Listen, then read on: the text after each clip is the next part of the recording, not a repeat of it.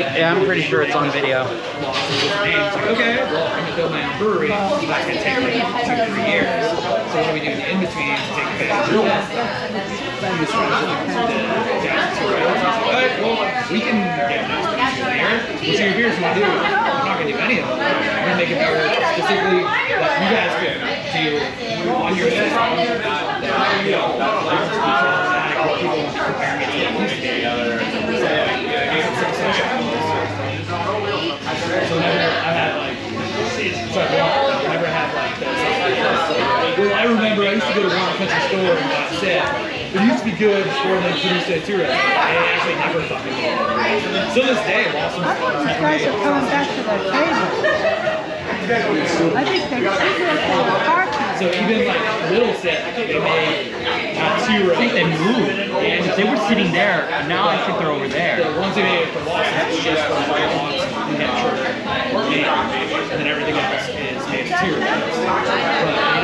The feet shop we're sitting at this table, I recognize the one guy in the green shirt.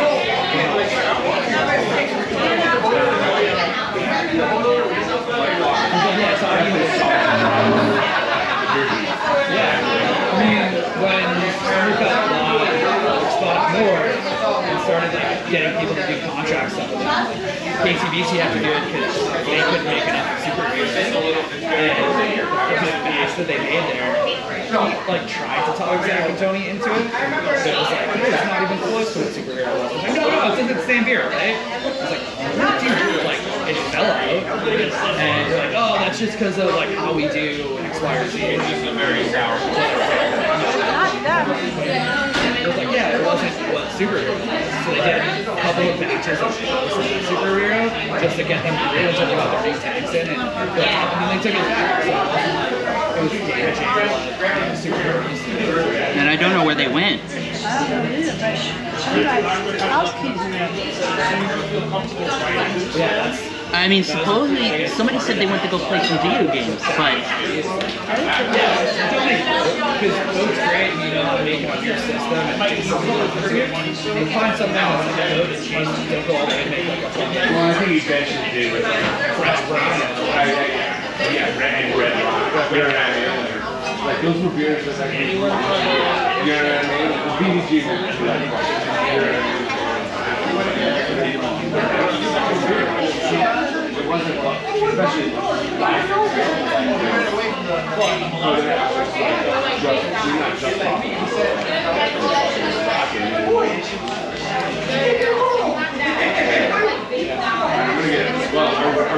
I guess he'll bring that shit.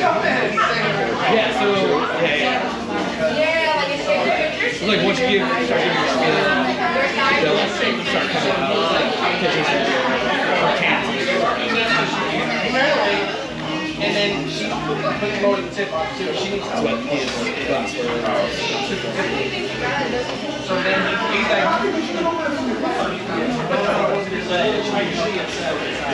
either want to go inside there, but I want to try to treat it.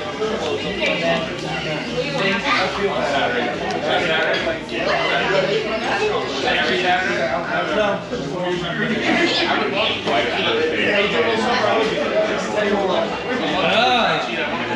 Are they close to one another? The 5th and the 22nd, so it's not that bad. I don't know when they're definitely, but like, my wife doesn't care, or actually doesn't care. Yeah. But I want to really manage her, and my daughter. So we're like in the middle of planning. John said this is supposed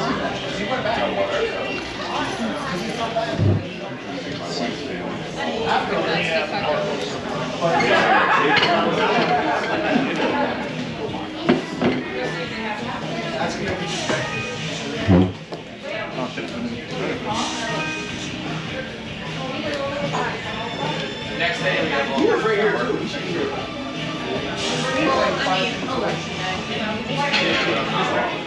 Oh, I get to do it all. I just like to go up and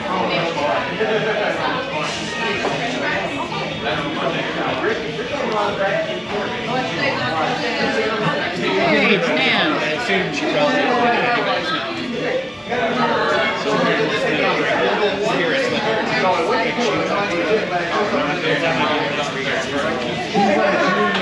Wouldn't go? I think it's because Melissa has an event tomorrow night. Got it. So I Okay. Yeah, their overlap's weird. So. they're routes. Okay, I'm gonna ask you a question. I'm gonna ask you a question and just confirm whether or not we had this conversation. She was the one when I sent the email like a month ago. She was like, okay, cool, I got it. Yeah. So when we even up until like 2 days ago, I thought she was going to be there. Shane thought she was going to be there. She's like, no, Shane, I told you. Hey Mom, did we have a conversation about you making something and I said if you buy me paper I could make it for you? Yeah, so it's like, it's on 6 tabs, so like nothing's really a cost of that for the most part. So it's like 6, like 2 blocks, something like 6th and 19th or 6th and 20th. Wait, is that corner spot? Yeah. That used to be a different place. Yeah, It used to be a different pizzeria. Yeah. Yeah, we did. We had it last night. Restaurant, you can still have a quick oven, you can still make pizzas. Outdoor ones. No, because I do remember. No, 'cause sometimes I've had conversation in dreams that seemed really real, and then I ask you about it, and you go, "No, we didn't have a conversation like that." Oh, cool. It was Jay from. Jay? Yeah. So Jay lives right around there. No, because I don't remember. I was asking if you could get me some. I don't know what the name of it was before. When Christmas rolls around, I'll ask you for some red and green paper, and I'll make people some Christmas wreaths. That's not the case anymore. It's run by an Italian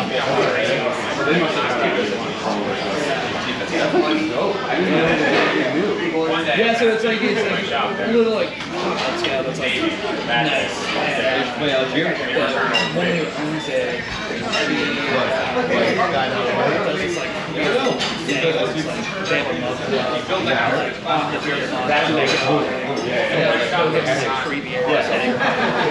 so just like you go, it's actually like and just individually talk to people and like but I meant to this might be a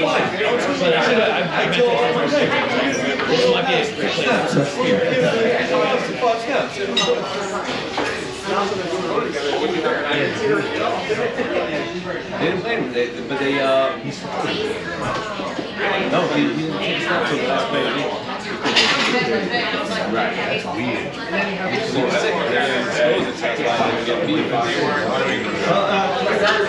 Hello everyone and welcome to Beer Club. Thank you for coming down to the Hop Shop. We have quite a night waiting for you here. We're going to try some great beers, culminating in a 14.1% barrel-aged stout. So I hope you're prepared for that. Today we're very happy to have Jesse Ferguson from Interboro, Spirits and Ales with us, from all the way to Staten Island, to speak to you guys and we're looking forward to trying this beer. So without further ado, I'll hand it over to Jesse. Thank you. Yes. Thanks everybody for coming out. Appreciate it. Beautiful neighborhood. My name is Jesse Ferguson. I am the founder and brewmaster and distiller at Interboro Spirits and Ales. We opened in 2016. And we were New York City's first, and at that point, only brewery and distillery. My background prior to that was I helped open Carton Brewing in Atlantic Highlands, New Jersey, back in 2011. I did that for about 5 years, till 2010, I guess, till 2015. Went and worked at Other Half for a year as a brewer while we were building out Interboro. At Interboro, we really focus on, drinkable beer, because beer is meant to be drank. We initially definitely focused on hoppy stuff, and then over the past couple years, I've probably shifted a little bit more towards Pilsners, lagers, and then at the same time we're bringing out, we're 7 years old now. We just celebrated our 7th anniversary. Yeah. So we have, thank you, we have whiskeys, which I did not bring any whiskey, but we do have like 4, 5, 6-year-old whiskey that we're bringing out of barrels now as well. I did bring some barrel-aged apple brandy, and so maybe we'll, if anybody's interested, try that as well. The first beer we're going to try tonight is Bushberg, which is an homage. The name is an homage to our neighborhood. We are located right on the border of Bushwick and Williamsburg, in sort of East Williamsburg, North Brooklyn. You can sort of see Maspeth if you walk out the brewery's front door. You can see Queens. When we opened in 2016, Bushwick had already gotten super cool and probably too hip for us, so I didn't want to like claim Bushwick because I thought people would call us out because we're actually in East Williamsburg. And then also I used to work in the music business, and I had some buddies who used to live on the long time ago, right on the border of Bushwick and Williamsburg, and they called their neighborhood Bushberg back then. So Bushberg was one of the first 3 beers we brewed back in 2016. We got our federal license came through in July of 2016, and our boiler got turned on in July of 2016, but we didn't have our New York State license yet, and we didn't know how long it was going to be until we got our New York State license, but we really wanted to brew beer, so I brewed the first thing we brewed was a distillate mash, but then we brewed a Bushberg, a Pilsner, and a Saison. Both were styles of beer that we thought could sit in the tank for as long as they had to until we got our license. But we ended up getting our license that August anyway. Wow. So anyway, Bushberg is our Pilsner. It's a Southern German style Pilsner. It's nice and malty, a little bit sweet in the finish. We brew it with Hallertau and Staten, both German varietals. It's got a kind of minty herbal nose and nice bitterness. And it's very refreshing. And it's probably our number 1 selling beer, I would say. Right. I think. We sell a lot of Pilsner. You said this is one of your first beers? It's one of the first 3 beers we brewed, yeah. What were the other 2? So the other 2, when we opened our first weekends, we had Bushberg, we had a Saison called Saisonnière, and we had a session IPA Yeah. called, it wasn't Lottie Dottie, it was, It slipped out of your I can't hand? remember. Yeah. I'm drawing a blank. But it was a session IPA, which we don't make anymore. But yeah, the Saison we make probably like once a year. Yeah, something like that. So that's Bushberg. And I don't know if anybody has any questions or wants us to take questions now. What? It's good. Thank you for that coconut pumpkin. Yeah, no adjuncts in this lager. It's a nice Regular one. beer. I like beer. Exactly. Yeah, this is what I call beer flavored beer. Beer flavor. That's The next beer we're going to drink is also beer flavored beer. So, two in a row for us. So when we first opened, I didn't think we were going to do Pilsner or lager, really. At that point, like in 2016, everything was just about like turn and burn, IPAs, hoppy as you could get it, as hazy as you could get it. But we never stopped making this beer. We made it, and people were really glad we had it, and so we just keep making it. very nice. And the next beer is Finest. So Bushberg is like 5.5% alcohol and like 30-something IBUs. The Finest is an American lager. We originally wanted to call it an American light lager, but it turns out if you want to call something an American light lager, you have to get an actual analysis of the caloric content, and it has to be under 100 calories in order to be an American light lager. And I didn't want to make a beer that didn't have more than 100 calories. So Thank you. Light beer is terrible. it's 100. So it's an American light lager, or it's an American lager, but it's 100% malt. Whereas as opposed to most, sort of American light lagers, which this one is definitely an homage to, have a lot of adjunct in them, like rice and corn, to help thin them out and make them lighter and overall reduce the caloric content because they ferment out more. Because the adjuncts actually will, because if you're brewing a beer like that, you're also going to probably add enzyme to it as well, so that you can ferment it all out and it'll ferment out super dry. Whereas 100% malt is going to leave a decent amount of sugar, residual sugar in the finished beer, but also flavor. So that was sort of the goal behind the finest. Let's see. What's that? Crush Session. That was the name of it. No, it wasn't. It was, Crush. Thanks. But that's close. That wasn't it. Where do you see it?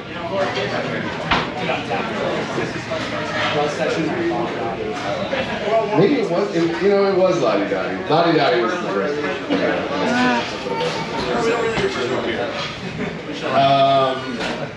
So Finest, little known fact about Finest, the name actually comes from an MF Doom song. I don't know if anybody listens to MF Doom, but of course. The Finest, that's where that name comes from. This is also brewed with German noble hops. They're very similar beers. This one, the Finest is just, it has a slightly lighter body than Bushberg and slightly less hops. Pilsner obviously has got a lot. It's pretty aggressive on the bitterness. Finest is less hop. Nice. Yeah. So, a little less aroma, little less hop aroma in the nose, a little less bitter.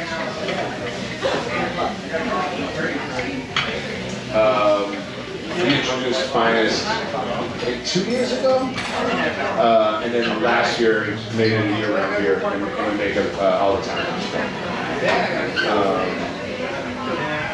Sort of fits in with our lager program, complements the Bushberg.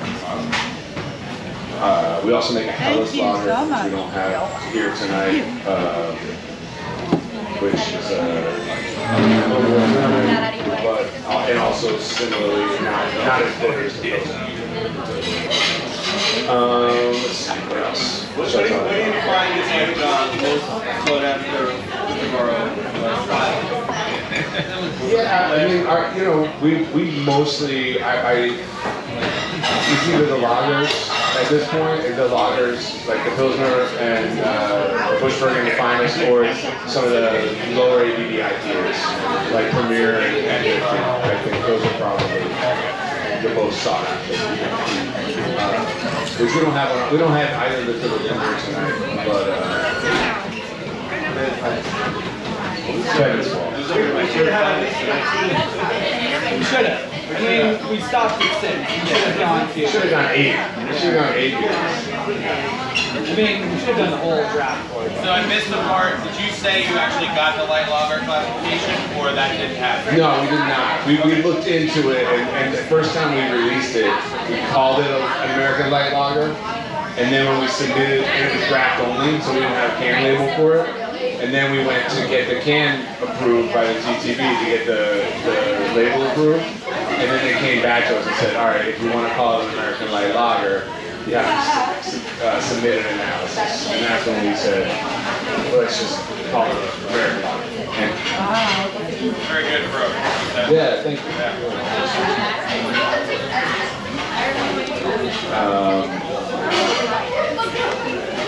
About 3, no, 5. 5 years ago, we started doing an event called Hill City, and I think that was sort of when we started doing a lot of lagers, a lot of pilsners, and that was when that was roughly when the finals first came out. But you know, we grew beer to be consumed with friends and with food. And you know, IPAs are delicious, and the IPA is what brings a lot of people to beer. But when it comes to actually like having a solid beer with a meal, lagers tend to fit the bill.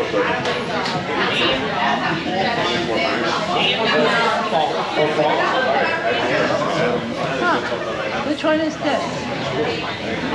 Which one is this? All right. So the next beer, the beer that they are so kindly pouring for us now, is called Fault Lines, and it's there. It's 13? No, 12. So 6.5% West Coast IPA. And you know, it's not really easy. Chill haze off the glass. Sort of melon and citrus aromas. Very classic West Coast build. It's got a little malt sweetness in the finish. Do we need to leave this one? Yeah. A little bit of melon and berry, strawberry on the palate. With decent bitterness. So West Coast IPA people will tend to think of as like the bitter IPAs. We do 4 different West Coasts a year. This West Coast is actually inspired by Russian River, sort of Northern California West Coast, which were like of the West Coast back in the day. They were the less bitter compared to like San Diego, where sort of you had your Sculpin and your Green Flash and your Alpine, and you know, those were and I'm missing people, but there were lots of good San Diego breweries making really bitter. Yeah, Stone obviously. There's the one. And Beats Port and like, you know, all those guys. But up in Northern California, they were making Blind Pig, and this is really more of an homage to that beer in particular. And so it is a little less assertively bitter, but it does sort of have that. The goal here was really the resiny, kind of dank pine and citrus flavors. So, but 6.5% and still really drinkable. And you know, enough hop character to really sort of coat your mouth, but and enough bitterness to sort of clean off the back of the palate. The other West Coast, so, and the name Fault Lines is obviously a reference to California. Yeah. The other ones we make, we have Memory Lane, which is like a real throwback name. We make, and that's a 6% with a little bit of caramel, a little bit of C60 in it, so it's got a bit of an amber color to it and a little more residual sweetness. In the winter we do a West Coast double IPA. It's really just kind of like a hoppy red called Fast Car.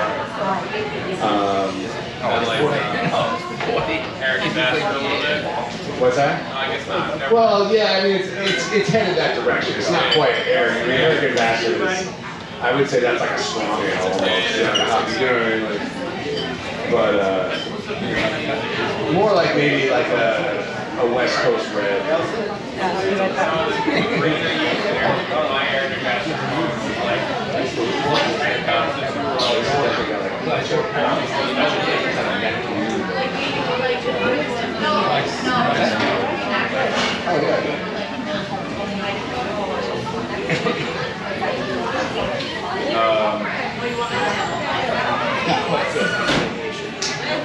They're not quite as like that.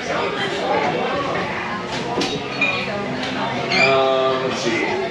Yeast, does anyone know about yeast? We use, like, this is a prime opportunity to use US 05 or Chico, you know, again, tribute to Sierra Nevada, and it does drop out and give you that flavor. I'm like, I think, are we now pouring that 7th now? Right, so this is our double IPA for our 7th anniversary, 8%. It is HBC 5, so the hop bill is HBC 586. You can just leave it. I got it. Citra. I'm trying to make her like, I was just worried if they're just sitting on the table, you go to pour it. Just move.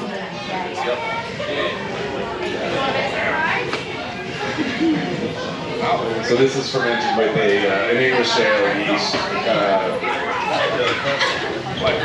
So you get a little more of that haze, a little yeast character in it as well. A little bitters.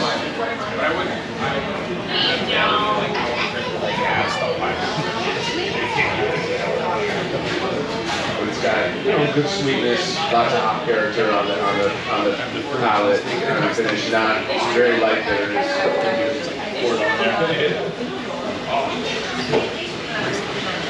We tend to do like a double IPA for every anniversary. So this will be our anniversary, the 7th anniversary, which was in September.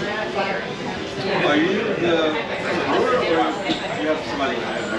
We have a head brewer now. So now I'm brewmaster, I guess. Yeah, most of the products, I work with our head brewer. At this point, any new products that we release, I work with the head brewer and develop the recipe. Most of the existing products are products that I did the recipe development on. And then, as a production brewery, you're just iterating. A lot of these beers, like Finest and Bushberg, these beers that and Fault Lines, it's probably the 3rd year in a row we've made Fault Lines, and we do a different West Coast every quarter. So we're constantly just like iterating on what we learned from the previous batches, and maybe This one right whatever, here? Yeah. It's number hopefully 14. acceptable changes we can make On to the board. the core beers so that we can get No. closer to where we envision them, but tiny incremental steps per batch. And then the beers are only Yes, once a it year. is, but it's, You can sort of like go back to the drawing board if you want to. When the time comes around, because most people aren't going to really remember what it was the year before. You know what I mean? And no one's going to. And I think also the beauty of craft beer is that, like, not only are they not going to remember, but they're going to want it to be a little different, hopefully, and taste a little, and have some new takes and new innovations. Or they'll want to complain. What's that? Or they'll enjoy complaining. Or they'll complain. Oh, this wasn't as good as the first batch. That's right. Yeah. It was better when the cans were smaller. They'll tell somebody what it tastes like. I have no idea, but I remember it was better. Yeah. So. My favorite year was 2015. You know? I like that too. I thought 2017 was. Yeah, that guy. Yeah, so with double IPAs, we definitely, I'd say we're not going for like our goal is not to have like the murkiest, haziest beer. We lean a little more into like cleaner beers. You're getting away from the other half. Yeah, I think that's in terms of flavor profile, like the West Coast and the sort of more. In terms of bitterness, yes, way less bitter than IPA we would have made 7 years ago. But just cleaner overall. And really, what I feel like what we've worked towards is getting the hop flavor really dialed in without the bitterness, but without also the yeast. I feel my problem with the really hazy beers, a lot of them, is that you end up with a lot of people talk about the hop burn, but I feel like a lot of that ends up being yeast. Sunday. residual yeast. Yeast is a bitter flavor. So to get that in the back Yeah, of we your can't throat, do yes, Saturday. you need too much We hop can't even because drive they after all hop that in beer drinking we're gonna do. too quickly packaged after the last hopping. Maybe we should take the But it can train. also just be. I was just thinking that. Yeast and stuff. I mean, we'll be good enough to drive, but definitely not good enough to drive 4 hours. So we had Ogie here. I remember the guys who used to play. I had a boat earlier They would today. go and get really like hammered. Oh, okay. Play softball. And then the guy drove home to Long Island, driving 35 miles an hour all the way home. 35. Because he was like, he didn't want to dash his car. That's how. Yeah, I mean, you know, when we were making, when we first started making boat and O-Dub, we were definitely just learning. And, you know, what do I hold on to from then? I would say, you know, not being afraid of, you know, of grassy and really hoppy, you know, sort of bitter characteristics and hops. I think that, like, as much as IPA has shifted towards, you know, almost imperceptible bitterness, like, what makes beer a refreshing beverage, or at least one of the, you know, key components that makes beer a refreshing beverage is that it's bitter, right? And that bitterness is actually something that makes beer unique. So not being afraid of bitterness is something that, you know, when we were making those beers, it was like sort of the tail end of like the IBU wars, right? Where it's like, how bitter could you make everything? And so we were really into bitter beer then. Other than that, I mean, I don't know, so much of that was like foundational for me in terms of learning to brew, but I wouldn't really go determine to talk about like what it's all sort of in that beer DNA. Yeah, you know, and it's funny because when I was at Other Half, I remember like the beer we made the most at that point was Other Half IPA, which was like it was like, I guess we call it West Coast now, but they don't make it anymore. But it had caramel in it, it had C60 in it, and I just remember, hey, you know, when I first started working there with Sam, being like, it's incredible how these beers drop so clear with no anything. Like they just do it, and we were both just so amazed about how they were dropping totally clear. Whether it was Other Half IPA or All Green Everything or Hot Showers, they were all dropping perfectly clear in the bright tank and tasting phenomenal. And then the sort of, you know, within 6 months it was like, oh, nothing can be clear, everything has to be hazy, everything has to be as hazy as possible, which I always thought was ironic, but that was, you know, I don't think that was like anybody's intention when that place opened. You know what I mean? Like, when I first started doing it, certainly wasn't the goal. Really? No. It seems like it's I was, you know, yeah, the first beer that they brewed with Shirley, Green Street, was like the first beer they ever got a crazy line for, and I brewed that beer, and like it was an anomaly, sure. Like it was definitely not what the rest of the beers were at that point. Like All Green Everything, Hot Showers, Green Diamonds, and Other Half IPA were all clear beers. But they were incredibly hoppy. They were awesome. But the haze trend hadn't hit yet at all. But then by the time we opened it had totally hit.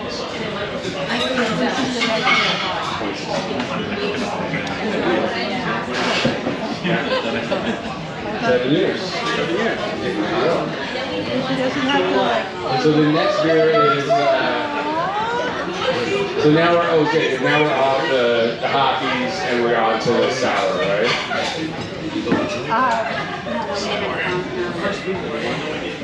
How sour is it?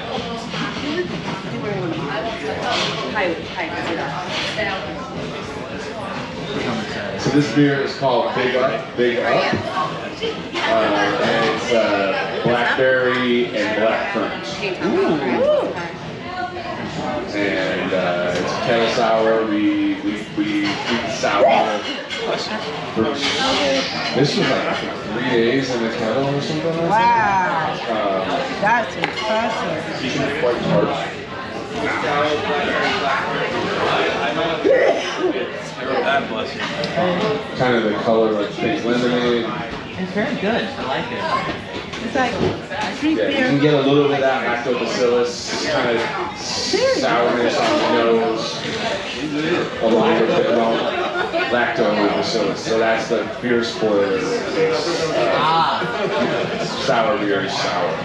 Now, is it true that if you make like the sour, whatever you make the sour in, it has to be like the sour thing from that point on? No, this is not a bacterial sour. This is a kettle sour. So we sour the wort right in the kettle, and then boil it in the kettle to kill all of the microorganisms that make it sour, and then put it into our fermenters, and then inoculate it with normal traditional brewer's yeast, and then it ferments like a regular beer. And then once we get to like about 2/3 of fermentation complete, then we dump all the fruit in. And during fermentation, so that the yeast consumes all the sugar in the fruit. So you still get, this is it's a fruity beer, it's a sour beer, but it's still a very dry beer. This tastes like a really low pH goza. Yeah, this has salt in it as well. Oh, yeah. And it's probably like, we usually target about like 3.6, 3.7 pH. That's kind of, for me, like the sweet spot where it's like tart enough to be really tart, but not like tart enough to be like painful in the back of the palate where it's so tart. You know what I mean?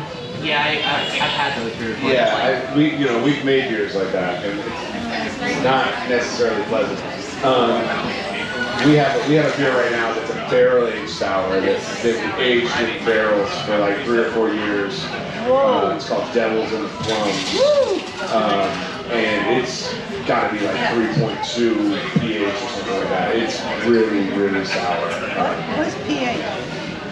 The sourness, the acidic level. It's the level of acidity. Oh, I see pH. Yeah. pH. Okay. So we do, in the summer we tend to do more sours, stuff like that. It tastes really good. That's But again, dry. Like, it's not. Yeah. We don't make sweet beer. We don't make beer that has a lot of sugar, residual sugar. Other than maybe the next one we're gonna try. That's got some sweetness in it from the barrel and from the whiskey.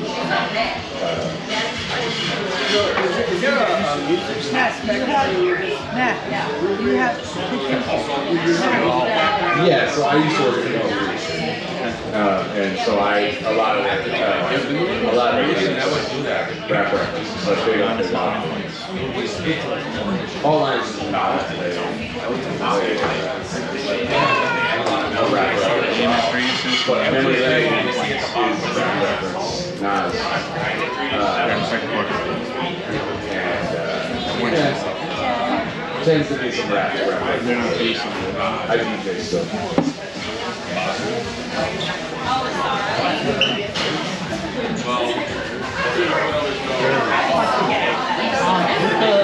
The black currant, what color is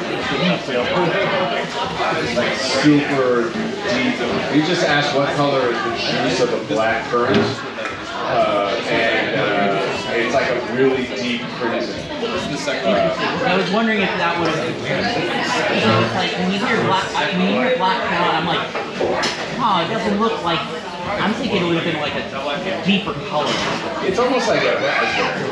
Oh, okay. Deep color, a little bit darker than a raspberry. So the blackberry and the black currant are both very dark, but then, when you put it in beer, which is yellow, You're having dilute it out a little bit. You said you had the fruit later on in the process, right?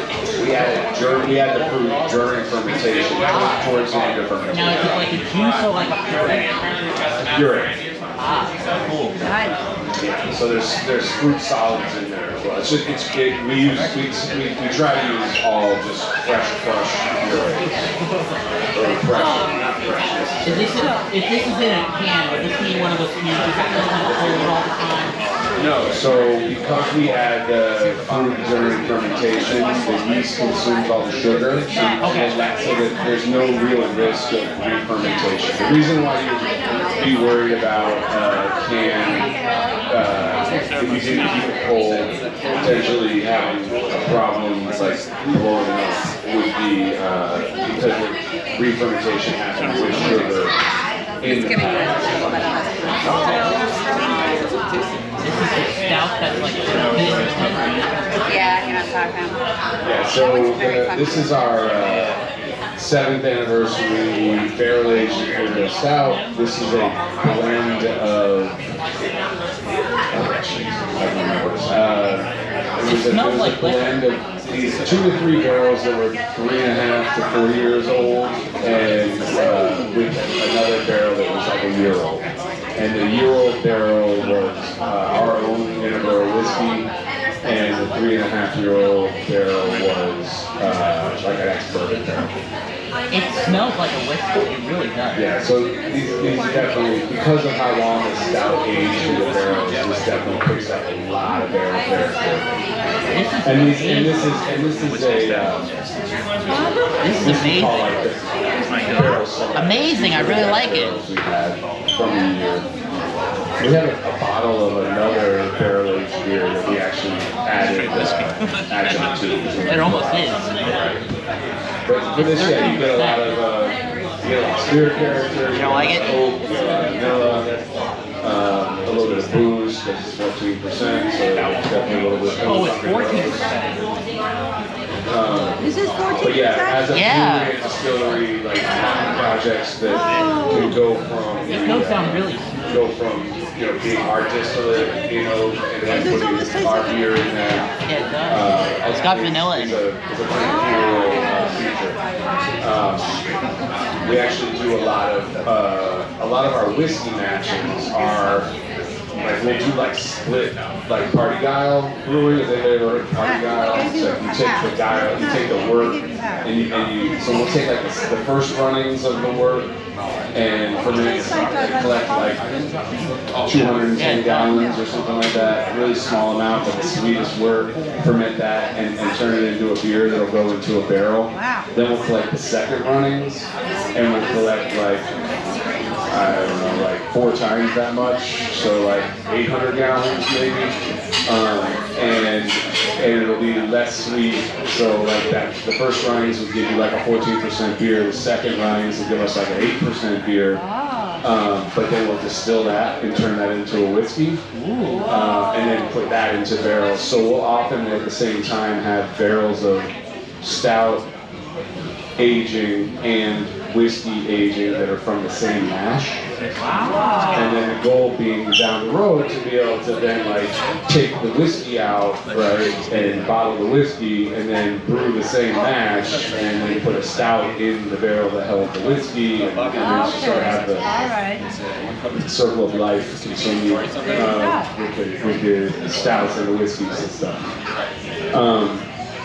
We do a bunch of collaborations like that as well, where we'll like brew a stout with somebody or a barley wine or and then make a whiskey as well. I have a question. Shoot. Okay. I only know about this from watching like Modern Marvel talk about whiskey. Now, last time I checked, if you use this like a wood barrel to make a whiskey, it can only be used once. But you could then use it again to brew the beer in it after it has whiskey in it? Well, so per the federal government, if you want to make a bourbon or a straight malt or a straight whiskey, like a straight wheat, straight rye, or straight wheat, then you have to use first use American oak that's been charred. And so thus, the American bourbon industry just has a massive byproduct. I don't think he's been filming him the entire time he's been sitting here. The American bourbon industry can't reuse their own barrels. Yeah. Every other spirit in the world just uses American bourbon barrels. So Scotch, rum, tequila, all of these aged spirits, mezcal, are all being aged in American bourbon barrels. It's very good. Because it's much less expensive. You can make whiskey Sweet. in America or anywhere in the world and use a second use barrel. You just can't make bourbon or straight rye or straight wheat and use a second use barrel. Okay. So we do our straight malt whiskey in first use American oak heavy char. But we also do our whiskey in ex-bourbon barrels. We have a whiskey that we're going to be releasing this fall that is a 3 years in first use American oak and then 3 years in export. Port barrels. And we've done 3 years in first use American oak followed by 1 year in rum barrels. So, yeah, playing, and then, then those port barrels, when we take the whiskey out this fall, it's going to get stout. And then we'll age that stout in those port barrels for a couple of years. That's interesting. It's a way of building layers of flavor onto these stouts without having to add marshmallows and graham crackers or Nice. Yeah. cherries. Very interesting. Very interesting. That reminds me of, I'm on the impression he smells like it's in there, but when you go to Two Roads, they have the main brewery, and then they got the experimental one that's like a 5-minute walk away. And when you go into the experimental place, you walk over the brewery, and they have all these wooden barrels of all different types of wooden barrels. There's like rum, there's wine barrels, there's all these different barrels that they age beer in. And the one that I really liked was a sour that was aged. It was a sour that I had earlier at the regular brewery, and it was the same one, but this one was aged in rum barrels. Bill Markowski, who's the founder of Two Roads, was really an innovator or a pioneer in sort of all things Belgian in the U.S. So yeah, he definitely knows what he's doing. He's an excellent character. And he had a place out called Southampton Public House prior to opening Two Roads that specialized in all Belgians, and he had some barrel stuff out there. So yeah, you can do. The use of oak in beer production is sort of predates stainless steel to some degree. And you can get a lot of cool flavors out of it. And that's sort of what we're trying to do, is just play with the flavors we can get out of oak. Sounds really interesting. So what was the name of the stout we just tried? This was the Interboro 7th anniversary barrel aged stout, number 18. I have to say, So yeah, 7th it's really anniversary smooth. barrel aged stout. It's really smooth and it's really good. Yeah. It's definitely a one that would like sneak up on you because it's like you don't taste the alcohol. I agree. I like beers. I've noticed that like when some beers that have high alcohol, you either taste the alcohol or you don't. And the ones that you don't taste the alcohol are sneaky. The ones you don't taste the alcohol. So I think Mike might be grabbing this other bottle I brought with me. Yeah, absolutely. I didn't know how many people were going to be here, so there's not a lot. But this one is another barrel aged stout. This again, 3.5 years for one barrel and 1 year for another barrel. But then this one we aged. Sorry, we did add graham crackers and marshmallows to this one. No way! So this one's kind of got like a s'mores vibe. So yeah, please enjoy this one as well. Very similar. This one's 13. I think this one's like 13.3% alcohol, right?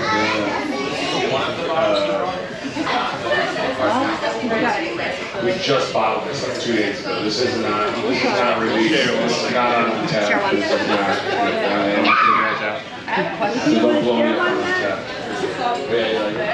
What do you call it when you move it from one barrel to another? Racking. Actually, when you move beer from any vessel to another vessel, it's called racking. Just like Even filling kegs is called that. racking. Okay. Sounds like champagne. Thank you so much.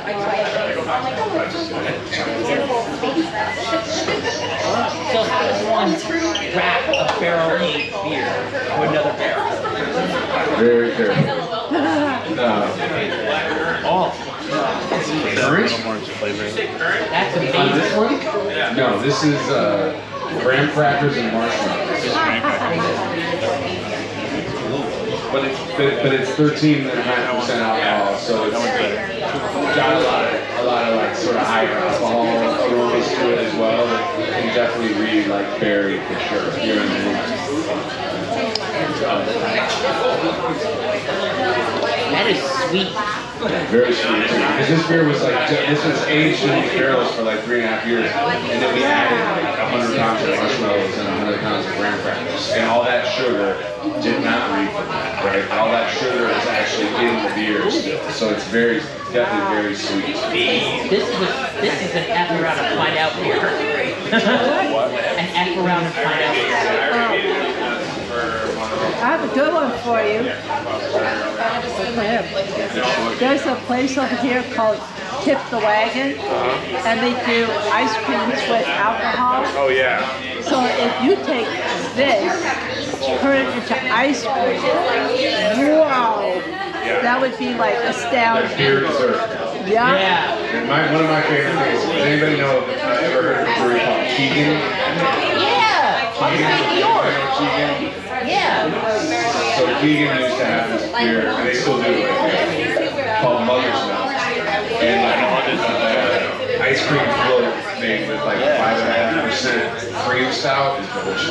Last beer, the 14%, when I was at Brooklyn Brewery, we had Black Ops with the ice cream stout. With the ice cream, we're like, yeah, that definitely has to happen. That definitely, you could like drizzle over some ice cream and have a great time.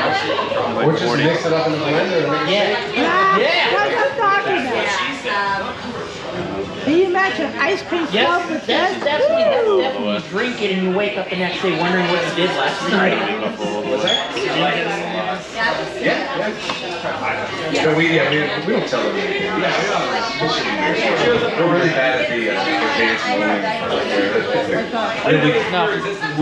We just packaged it. We got like 20 cases, and I think we got like 18. Yeah, it's good. It is good, but it's very sweet, and Yeah, you got I need to be able to get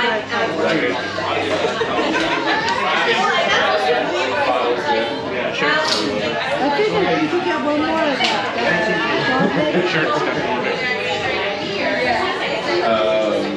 Yeah, and then we have our third barrel aged varietal for the fall is going to be a 15.5, I believe. Oh my God! It's been it was actually a collaboration with Staten.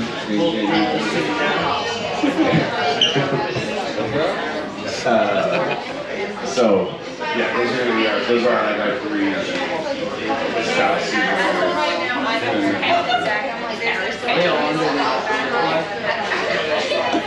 No, because the one we're drinking is under the anniversary flag. This is the ambassador flag. The barley wine is like what? This one, I know this one's like out there. The barley wine is not ambassador. I'm gonna hammer it small. No, it's under our head. So we made a beer with cane, cane.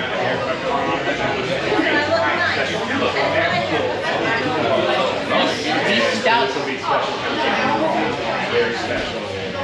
Very old. these stouts remind me of, it's interesting because the 2022 was their 30th anniversary of doing it. With the Goose Island stuff, they released it on Black Friday and they got all the crazy stouts with all like their age for all this stuff. And They got all these extra things. Yeah, what's it, Bourbon County, right? Yeah, Bourbon County. They're good, but it's like, I don't know, some of them I just feel are weird. Just for a second. Because there was the one that was supposed to taste like a soda, and I never tried it, but it just sounded too weird for me.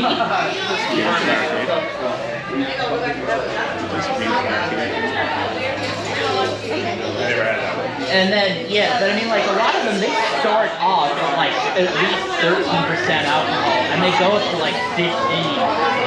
They're very high in alcohol content. You never want to.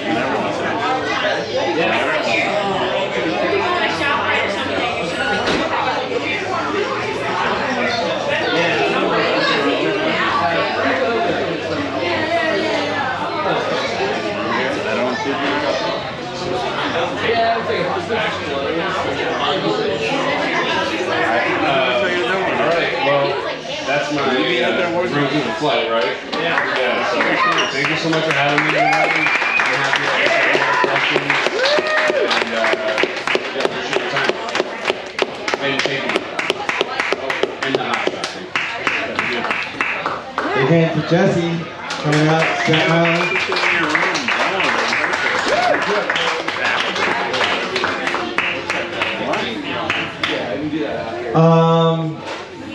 Great beers. Oh yeah, we're on 942 Grand Street, and we have a sweet little tasting room and 20 taps. And we actually have, sort of draft cocktails. We always have the Imperial Stout and all the other beers, and then we also have our full whiskey, gin, all that cocktail program as well. Just off the L train. Grand Street. Well, I was wondering. Grand Street stop on the L train. I was wondering. Maybe we should do a little outing. Yeah. Beer club outing. Yeah. Interboro. I'll do a tour. And if we do that, if you guys come out, then we can do a distillation education. Show you how we turn the beer into whiskey. It's really fun. So. Alright, so let's look for that coming up. Awesome. Thank you all for coming. This Saturday is Pourmania at Four Standards. Pourmania, come and drink home beers, ciders. I don't even know what else we need. Wine this year. Wine this year. Always a good time. Every brown ale, and it also helps to support Four Standards, who goes on to do charity events and whatnot. So it's really an important event. This Saturday at 2 o'clock. 2 o'clock on Saturday. That's what I said. 2 o'clock on Saturday at Flagship. More beer? Yeah. Thank you all for coming to Beer Club. Go out to your local places and ask for Interboro. Say, why don't you have Interboro? They make the finest beer. Finest beer. Premium lager. Finest beer, yeah. All right. We will see you next month. I don't know. I don't have a brewery yet, but I'm sure we will. And I hope to see you all again. And enjoy your Halloween. And I'll see you then. Thanks.